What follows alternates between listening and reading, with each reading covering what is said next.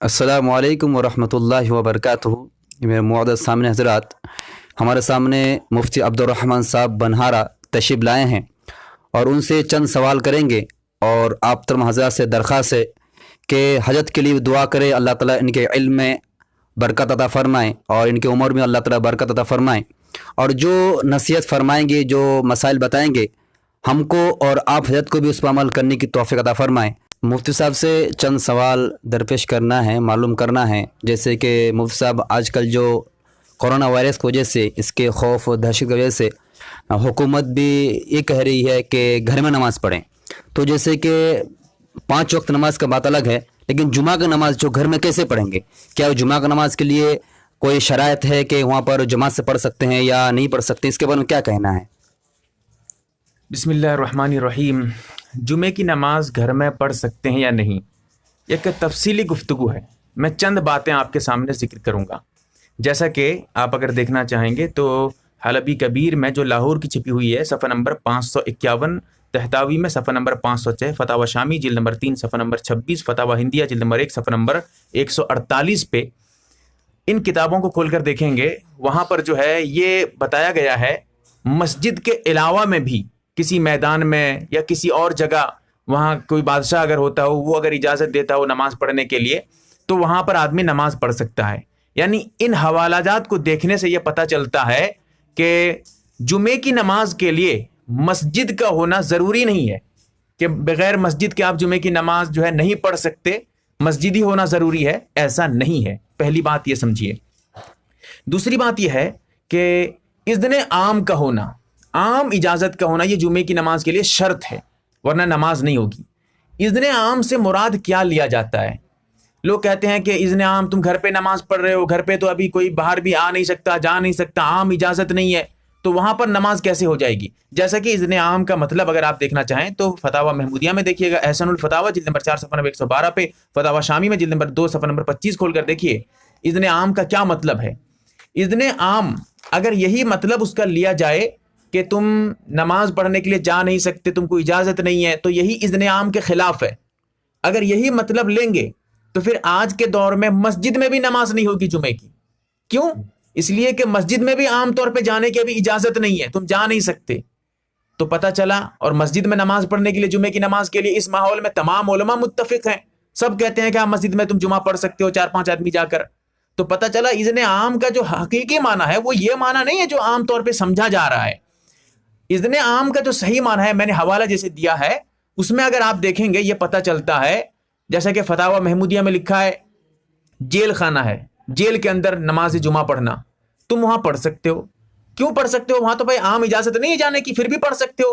اس لیے کہ اذن عام سے مراد یہ ہے کہ نماز پڑھنے کے لیے اگر کوئی جائے گا تو نماز پڑھنے کا جو مطلب، نماز پڑھنے پہ کوئی پابندی نہ ہو، نماز پڑھنے کے لیے کوئی رکاوٹ نہ ہو، یہ ہے۔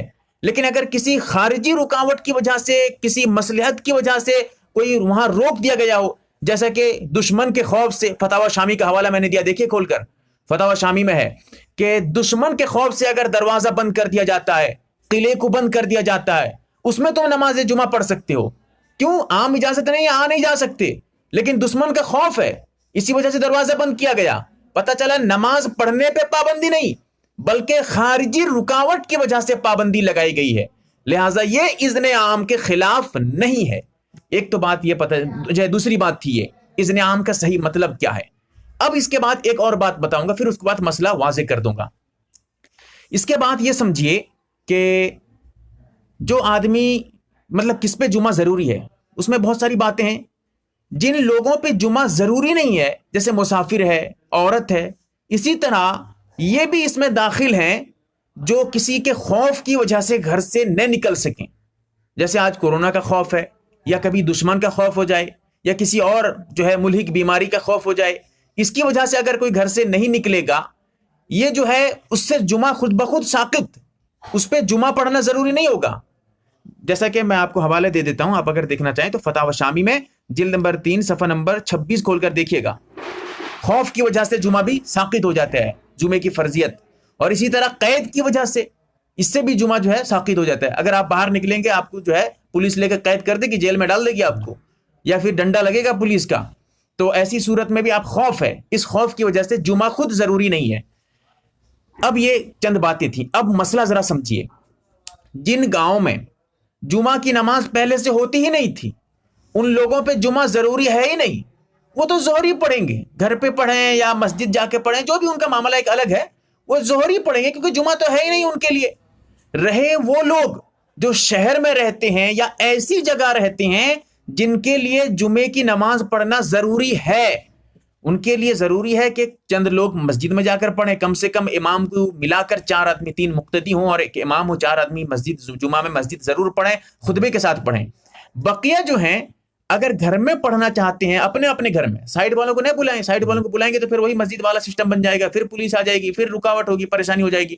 اپنے گھر میں بہتر تو یہ ہے کہ آپ ظہر ہی پڑھ لیں، اختلاف سے بچنے کے لیے ظہر کی نماز پڑھیں، جمعے کی نماز نہ پڑھیں۔ لیکن اگر جمعہ پڑھنا چاہیں گے تب بھی، کیونکہ جمعے کی نماز کے لیے مسجد کا ہونا ضروری نہیں ہے، لہٰذا مسجد نہیں ہے، آپ کا گھر ہے، کوئی بات نہیں ہے۔ اذن عام کا کیا مطلب ہے وہ بھی میں آپ کو بتا دیا۔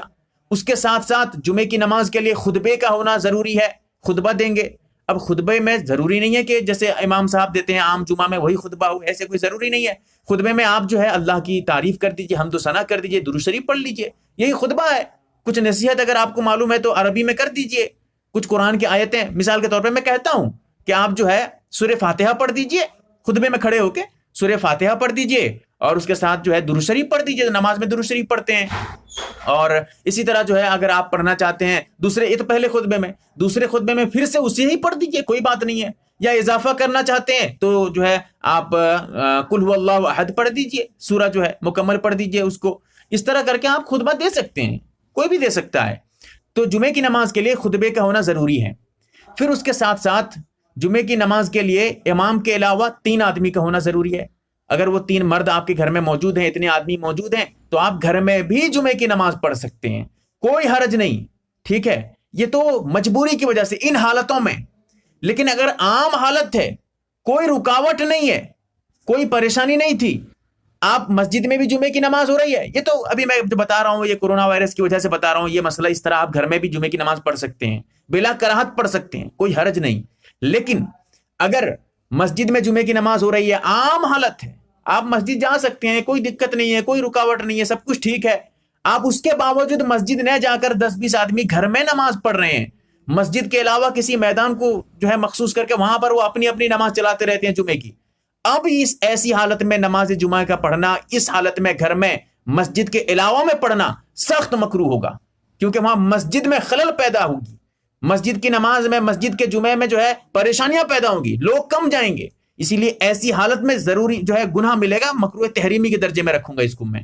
اگر ایسی حالت نہیں ہے جیسے ابھی کی حالت ہے، آپ مسجد جا ہی نہیں سکتے، تو پھر آپ کے لیے گھر میں نماز پڑھنا بلا کراہت جمعے کی نماز جائز ہے، لیکن شرائط کے ساتھ پڑھیں گے جیسے میں نے بتایا ہے ابھی۔ تو میں نے حوالے کے ساتھ مکمل تفصیلی مسئلہ آپ کے سامنے ذکر کیا ہے، امید کرتا ہوں کہ آپ سمجھ گئے ہوں گے۔ اللہ سے دعا کریں اللہ تعالی ہمیں صحیح سمجھ عطا فرمائے، آمین یا رب۔ اسلام سے متعلق ہر طرح کی ویڈیوز دیکھنے کے لیے دینی معلومات 2 چینل کو سبسکرائب کریں اور بیل آئیکن کو ضرور دبائیں تاکہ ہمارا ہر ویڈیو آپ تک پہنچے۔ نیز ویڈیو کو لائک، شیئر اور کمنٹس کرنا نہ بھولیں۔